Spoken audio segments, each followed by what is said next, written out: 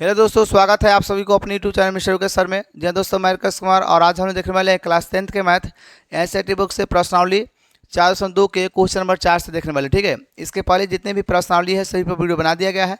अगर आप वो वीडियो नहीं देखे हैं तो मेरे वीडियो को डिस्क्रिप्शन में लिंक मिलेगा, आप वहाँ से देख सकते हैं। अन्यथा मेरे चैनल के प्ले लिस्ट में जाइए, आपको वहाँ प्रॉपर्ली वीडियो मिल जाएगा। ठीक है, इस वीडियो को थोड़ी देर के लिए आप स्किप नहीं कीजिएगा, क्योंकि इस वीडियो में आप लोग हम एकदम सरल तरीके से पढ़ने वाले हैं। ठीक है, तो आइए वीडियो को स्टार्ट करते हैं। देखिए क्वेश्चन कहता क्या है, ध्यान से समझिएगा। क्वेश्चन कहता है कि दो क्रमागत धनात्मक पूर्णांक ज्ञात कीजिए। ठीक है, दो कोई क्रमागत धनात्मक पूर्णांक है, उसको ज्ञात करने के लिए कह रहा है, लेकिन कब? जिनके वर्गों का योग जो दिया है बाबू वो 365 दिया गया। ठीक है, तो एक चीज़ हमको बताइए कि दो क्रमागत धनात्मक पूर्णांक हम किसे कहेंगे। तो देखिए, अगर हम आपसे कहें कि बाबू बताओ 6 के बाद में क्रमागत संख्या कौन सा होगा, तो आप जाहिर से बोलिएगा कि सर कितना है, 7 है। कितना होगा? 7, क्योंकि इसके लगातार यही ना संख्या आएगा। अच्छा, मान लेते हैं हम कहेंगे सर 10 के अगला लगातार संख्या बताइए कौन होगा, तो कहिएगा सर 11 है। अगर पिछला कहेंगे तो 9 कहिएगा। लगातार मतलब होता है कि नेक्स्ट वाला। ठीक है ना, यानी कि लगातार मतलब इसके अगला का संख्या। जैसे मान लीजिए 15 है, तो 15 का अगल का संख्या कौन सा होगा, तो 15 का अगल का संख्या आप जाहिर सी बात बोलिएगा 16 होगा। ठीक है, तो उसी प्रकार से कोई दो ना क्रमागत धनात्मक पूर्णांक है जो कि मुझे पता नहीं है, तो हम उसको मानेंगे। ठीक है, तो हम मान लेते हैं। ठीक है, चलिए इसको यहाँ पर हम कैसे कहेंगे, ध्यान समझिएगा। हम यहाँ पर सबसे पहले लिखेंगे हल, और लिखेंगे क्या, है ना, कि माना कि, है ना, माना कि पहला पहला धनात्मक धनात्मक पूर्णांक। ठीक है, ठीक है, मुझे पता नहीं था तो हमने मान लिया कि पहला, है ना, धनात्मक पूर्णांक। ठीक है, क्या मान लिया मैंने, x मान लिया। ठीक है, अब बताइए बाबू अगला कौन सा होगा, है ना, अगला धनात्मक पूर्णांक। ठीक है, अगला धनात्मक पूर्णांक जो होगा आपका x+1 होगा। लेकिन आप कहिएगा सर कैसे, तो देखिए हम बताते थे जैसे 6 है, 6 है, 6 का अगला कौन संख्या होगा, तो बोलिएगा 7 होगा। लेकिन 7 कैसे हुआ, 6 में एक आप जोड़े हैं तब ना जाकर 7 पूरा है।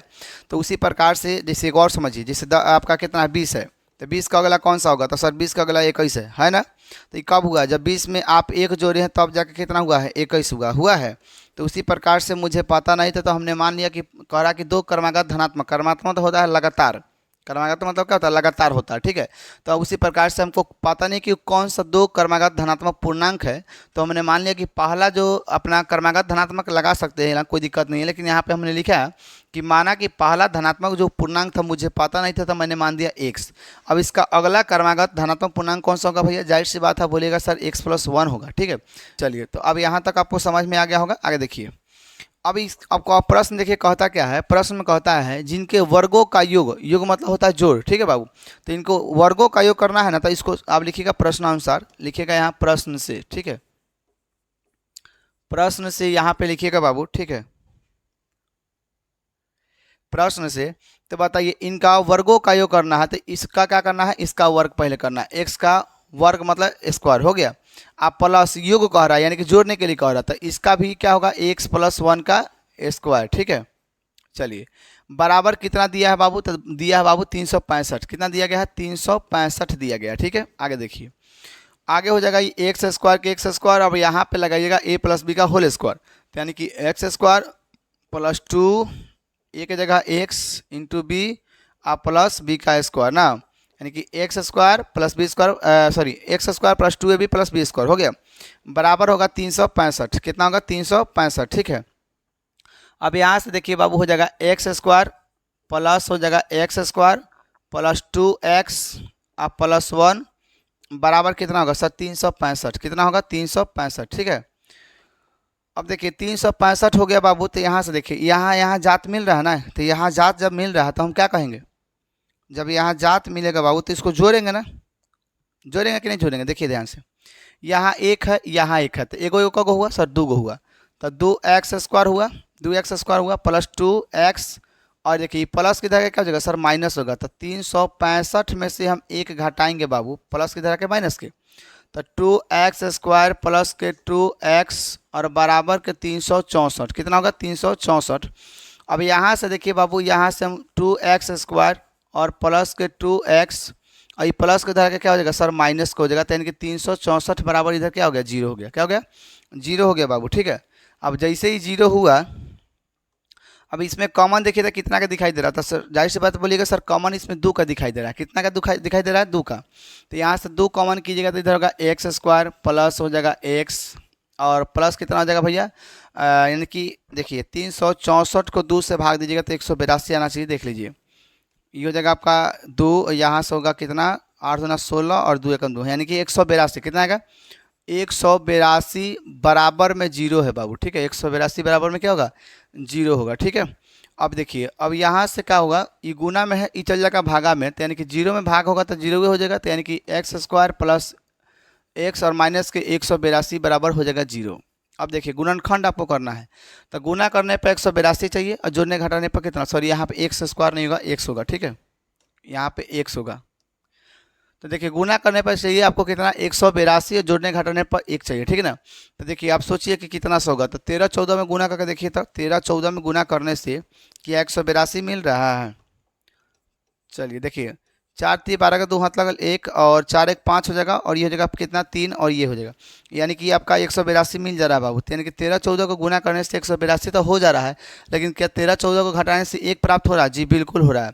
14 में से 13 को घटाइए तो कितना हो जाएगा सर, जोड़ने घटाने पर मुझे प्राप्त होना चाहिए, तो जोड़िएगा तो भैया हो जाएगा कितना, तो 26 से 27 हो जाएगा, लेकिन घटाइए तो आपका क्या मिलेगा, 1 मिलेगा। ठीक है ना, तो यहाँ से लिखिएगा एक्स स्क्वायर प्लस के 14 एक्स और माइनस के क्या लिखिएगा 13 एक्स और माइनस 182 बराबर जीरो। ठीक है, यहाँ से देखिए कॉमन क्या होगा सर, यहाँ एक्स है, यहाँ भी एक्स है, तो यानी कि एक्स कॉमन होगा तो एक्स प्लस यहाँ 14 हो जाएगा, और यहाँ पे क्या कि जो चीज़ यहाँ है वही चीज़ यहाँ होना चाहिए ना। तो अगर देखिए इतना नहीं हो रहा बाबू, इतना देखिए इतना बना दिए, अब फिर से इतना हम गुना करने पे इतना नहीं बनेगा तो समझिए कि गलत है।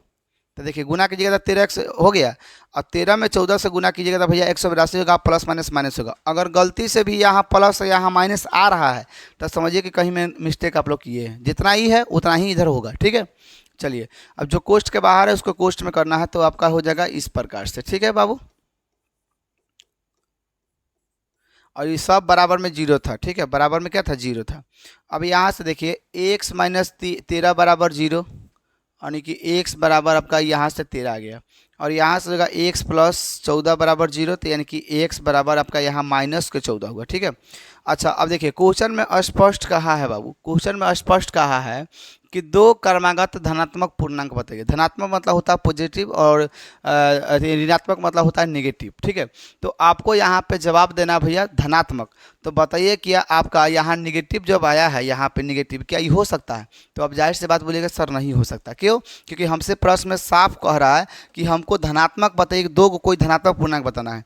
तो देखिए यहाँ पे एक धनात्मक भी है, यहाँ पे एक ऋणात्मक भी है, तो इसलिए ये अमान्य हो जाएगा। क्या हो जाएगा, अमान्य, यानी कि ये आपका नहीं होगा, ये होगा आपका मान्य। क्या हो जाएगा बाबू, मान्य हो जाएगा। ठीक है, यानी कि एक्स का मान आपका कितना आ गया, 13 आ गया।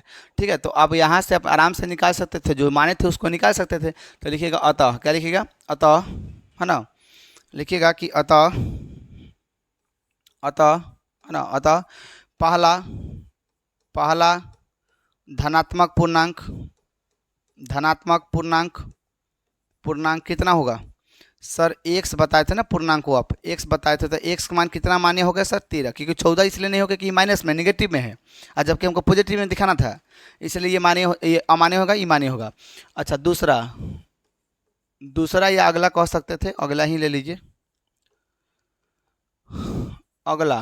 ठीक है, अगला जो होगा बाबू, अगला धनात्मक पूर्णांक, धनात्मक पूर्णांक जो होगा, पूर्णांक होगा सर कितना था, तो आपका था भैया एक्स प्लस 1 था ना, तो एक्स का मान यहाँ से 13 आया है, प्लस 1 जोड़ दीजिए, तो यहाँ से आपका अगला जो हो जाएगा वो कितना हो जाएगा सर, 14 हो जाएगा। तो देखिए 13 के बाद में 14, तो दो लगातार धनात्मक पूर्णांक आ गया कि नहीं आ गया, आ गया ना जी, आ गया बिल्कुल।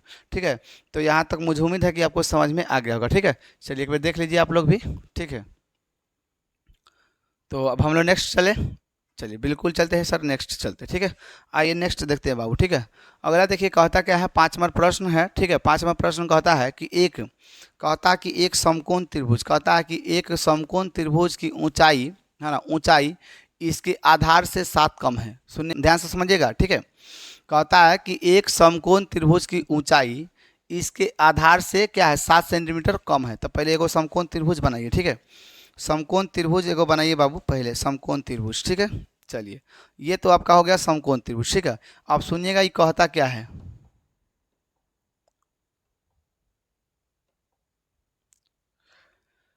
चलिए, मान लेते हैं यहाँ पे हमने ए बताया, ठीक है, यहाँ पे हमने बी बताया, ठीक है बाबू, यहाँ पे हमने सी बताया, ठीक है। और ये समकोण त्रिभुज में एगो कोई कौन समकोण रहता है, इस बात को आप अच्छी प्रकार से जानते हैं, बिल्कुल जानते हैं, ठीक है। क्वेश्चन क्या कहता है, ध्यान समझिएगा। कहता है कि एक समकोण त्रिभुज की ऊंचाई और इसके आधार से 7 कम है। किसके सर? आधार से 7 कम है। ए बाबू सुनो ध्यान से, आधार से 7 कम है तो जाहिर सी बात है अगर हम आधार को कुछ मानेंगे उसमें हम क्या कर देंगे, 7 कम कर देंगे, ठीक है। चलिए देखिए, हम इसको हल करके दिखाते हैं। यहाँ से लिखना पहले हल, और लिखना है कि माना कि, है ना, माना कि आधार क्या माने बाबू, हमने आधार को मान दिया सर x, क्या मान दिया, x माना। अब सुनिए ध्यान से, कहता है कि त्रिभुज की ऊंचाई इसके आधार से 7 कम है। सर जी 7 कम है, किससे? तो सर जी आधार से ऊंचाई जो है वो 7 कम है। तो देख बाबू, ये आधार को हमने माना है x, तो ऊंचाई में 7 कम है, तो यानी कि माइनस के 7 हुआ कि ना हुआ, बोलिए जल्दी। ये हमने x माना, तो इसमें भैया आपका 7 कम है। 7 कम है कौन? ऊंचाई सर जी 7 कम है। और अगला कहता है कि यदि कर्ण आपका 13 सेंटीमीटर है, कर्ण आपका बाबू 13 सेंटीमीटर है, तो कहता है तो अन्य दो भुजाएं ज्ञात कीजिए। यानी कि अन्य जो दो भुजाएं थे, यानी कि ये वाला और ये वाला, यानी कि आधार और ऊंचाई, ये आपसे पूछा है कि सर उसको ज्ञात कीजिए। क्या कह रहे सर? हाँ रे पगला, ध्यान से समझ। अब देखो, तो अब बताइए बाबू, आधार को अपने x बताया, तो सर ऊंचाई को आप क्या लिखेगा? तो लिखिएगा तथा, इसलिए क्या लिखेगा, इसलिए ऊंचाई बराबर कितना हो जाएगा बाबू? ऊंचाई बराबर जाहिर सी बात है सर जी x माइनस 7 होगा, ठीक है। अच्छा, कर्ण तब देवे किया हुआ है, तो अब सुनिए ध्यान से। अब सर इसको हल कैसे करें बाबू, ठीक है, इसको हल कैसे करें सर? तो देखो बाबू, ये हमको पता है पाइथागोरस प्रमेय आप लोग पढ़े होइएगा, ठीक है, क्योंकि आपको 7वीं क्लास से मैथ में पढ़ाया जा रहा होगा पाइथागोरस प्रमेय। अगर नहीं जानते तो थोड़ा सा समझिए, डिटेल से हम आपको त्रिकोणमिति में पढ़ाएंगे, ठीक है। देखिए, ये होता क्या है, जो कर्ण होता है बाबू, इस दोनों भुजाओं को वर्गों का योग के बराबर होता है। कर्ण जो होता है ये दोनों भुजाओं को वर्गों का योग के बराबर होता है पाइथागोरस प्रमेय, ठीक है। चलिए, तो हम इसको वही लगाएंगे पाइथागोरस प्रमेय और उससे निकाल देंगे, ठीक है। तो लिखेंगे पाइथागोरस प्रमेय से, क्या लिखेंगे कि पाइथागोरस प्रमेय से क्या लिखेंगे, पाइथागोरस प्रमेय। तो यहाँ लिखेंगे कि गोरस प्रमेय से, ठीक है, पाइथागोरस प्रमेय से, ठीक है, पाइथागोरस प्रमेय से। तो पाइथागोरस प्रमेय जो होता है बाबू ना, कि कर्ण का स्क्वायर, है ना, कर्ण का स्क्वायर अब बराबर होता है कि लंब का स्क्वायर, और बराबर होता है बाबू, है ना, सॉरी प्लस होता है, प्लस हम क्या बोले हैं कि कर्ण जो होता है दोनों भुजाओं के वर्गों का योग के बराबर होता है। योग मतलब जोड़, यानी कि आधार के बराबर, आधार का स्क्वायर, ठीक है बाबू। चलिए, अब देखिए कर्ण कितना है, तो बोलिएगा सर कर्ण आपका है ना 13 है। कितना है? 13 है। तो यहाँ से 13 का स्क्वायर हो गया। अच्छा, बराबर सर लंब कितना है? लंब मतलब वही ऊंचाई कितना है? तो सर आपका यहाँ दिया है x माइनस 7 का स्क्वायर, ठीक है। अच्छा, प्लस में आधार कितना है सर? तो x है, तो यानी कि x का स्क्वायर, ठीक है। यहाँ तक समझ में आ गया जी? बिल्कुल समझ में आ रहा है सर। आगे देखिए बाबू, आगे देखिए, समझ में आ रहा है तो आगे देखिए। चलिए, अब यहाँ से आप कीजिएगा क्या, ध्यान समझिएगा। 13 का स्क्वायर सर 169 होता है। इधर इधर देखिए x माइनस है ना, x माइनस कितना? 7 का स्क्वायर है, यानी कि यहाँ से आप क्या कीजिएगा सर, a माइनस बी का होल स्क्वायर। तो यहाँ से देखिए एक्स स्क्वायर माइनस 2 इंटू ए की जगह x, बी की जगह आपका 7, आप प्लस के 7 का स्क्वायर, यानी कि b का स्क्वायर, और बराबर में, सॉरी प्लस में है, प्लस में बाबू आपका एक्स स्क्वायर, ठीक है। आगे देखिए, तो 169 सर जी बराबर में एक्स स्क्वायर, और इधर होगा सर 7 दूना 14 एक्स, आइएगा 7 7 49, और प्लस के सर जी एक्स स्क्वायर है। देख बाबू, देखो एक बार आउट कर लेते हैं, 169 बराबर एक्स स्क्वायर, और देखिए माइनस के 14 एक्स, रुक जाइए, यहाँ से देखिए एगो है, एगो यहाँ है, एगो ई है, एगो ई है, तो मतलब क्या होगा सर 2x स्क्वायर हो जाएगा ना, और माइनस के यहाँ 14x दिया है, प्लस के 49 दिया है, ठीक है बाबू। सर एगो काम कीजिए ना, ये प्लस के उधर ले जाके पटक दीजिए, तो उधर ले जाके पटकबे बाबू, ध्यान से समझिए, ध्यान से समझिएगा, ठीक है। देखिए, तो अब यहाँ से क्या कीजिएगा, उस 49 को उधर लेके जाइएगा, तो क्या हो जाएगा सर माइनस में हो जाएगा। तो 169 माइनस के 49, और बराबर के हो जाएगा भैया 2x² माइनस के 14x। चलिए अब देखिए बाबू ध्यान से, अभी घटेगा सर, तो घटेगा तो कितना बचेगा सर, 120 बचेगा। 120 से ना बचेगा, हाँ सर 120 बचेगा। यहाँ से हो जाएगा 2x² और माइनस के 14x। इसको थोड़ा सा सीधा कर लीजिए, 2x² माइनस के 14x और बराबर में 120 है। तो यानी कि 2 इसमें कॉमन दिख रहा है, कॉमन 2 का दिख रहा था, 2 को कॉमन कीजिएगा तो x² और माइनस के 7 दूना 14x बराबर में 120 है। इसको काट दीजिए 2 मरतबा, यानी कि 60 मरतबा ही कटेगा, यानी कि x² माइनस के 7x और ये प्लस के उधर जाके माइनस के 60 बराबर 0। ठीक है, यानी कि अब सुनिए, सॉरी समीकरण नहीं बनाना है, यानी कि अब देखिए गुणनखंड आपको तोड़ना है बाबू। ठीक है, गुणनखंड तोड़ना है कि गुना करने पर आपको 60 चाहिए और जोड़ने घटाने पर सर कितना चाहिए, तो सर 7 चाहिए। कितना चाहिए, 7 चाहिए। तो देखिए 12 पच्चे 60 होता है, 12 पच्चे कितना होता है 60। 12 में से भैया आपका 5 घटेगा तो कितना बचेगा सर, 7 बचेगा। ठीक है, लेकिन 12 5 कितना होगा सर, 12 5 कितना होता है, 12 5 17 हो जाएगा भैया। तो 12 5 17 जब होगा तो इतना 17 नहीं लाना है, आपको 7 लाना है, इसलिए 12 में से आपको 5 को घटाना पड़ेगा। लेकिन सवाल यो है कि सर 12 को माइनस में रखिए कि सर, देखिए हम आपको लिख के बताते हैं।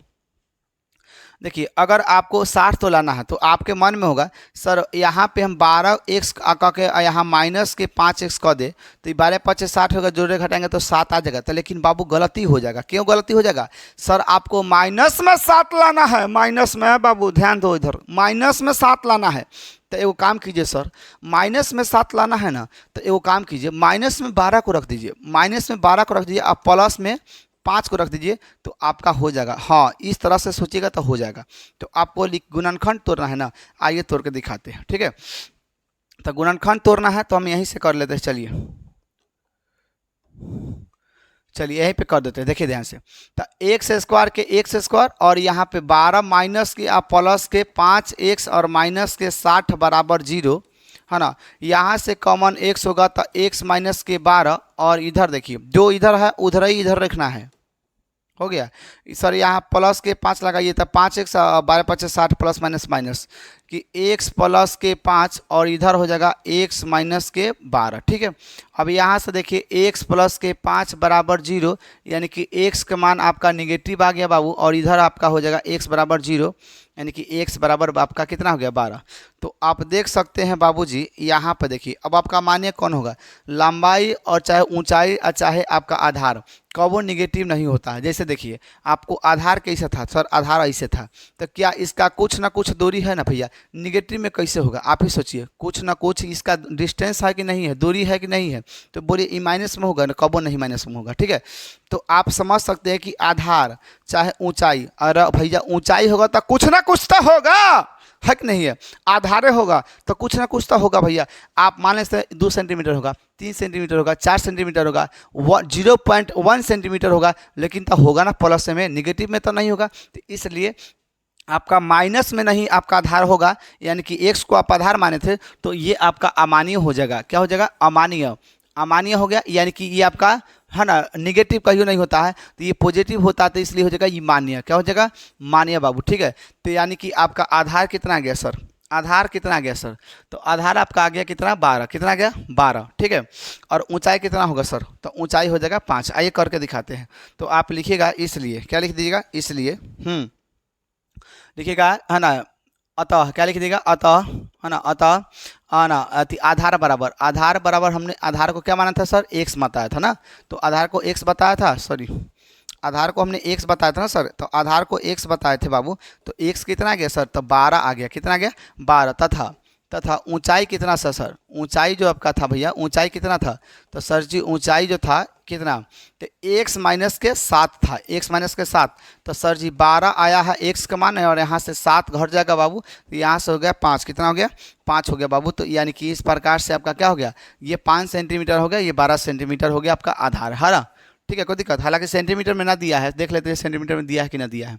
अगर सेंटीमीटर में ना दिया, हाँ दिया है बाबू, सेंटीमीटर में दिया है, तो इसलिए आपका ये सेंटीमीटर में हो जाएगा। ठीक है, अब आइए हम आपको एक चीज़ बताए हैं, क्या बताएं कि इसका मतलब आधार का वर्ग और साथ साथ लंब का वर्ग, इस दोनों को मिलाने से इस 21 के वो कर्ण के योग के बराबर होता है। वन कर्ण के वर्गों का योग के क्या होता है, बराबर होता है। तो देखिए लंब का स्क्वायर कितना है, 5 है, तो 5 का स्क्वायर 25 हो गया।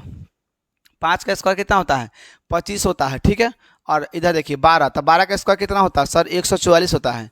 और बराबर में हम बोले हैं ना कि इस दोनों भुजा का वर्गों के योग के बराबर किसका होता है, कर्ण का योग के बराबर ना। तो कर्ण का स्क्वायर यानी कि 13 का स्क्वायर कितना होगा सर, 169 होगा बाबू। यानी कि इस दोनों को जोड़ लीजिए, 169 इसका भी होगा और 169 इसका भी हो गया। इसका मतलब आपका मैथ क्या है, सही है। तो आई होप कि यहाँ तक आपको समझ में आ गया होगा। आइए थोड़ा सा रिपीट करवा देते हैं। देखिए कहता है क्या है कि एक समकोण त्रिभुज की ऊंचाई इसके आधार से 7 सेंटीमीटर कम है, यानी कि आधार से 7 सेंटीमीटर ऊंचाई कम है। तो आधार को माने x, तो ऊंचाई कितना होगा, जाहिर सी बात है x माइनस 7 होगा।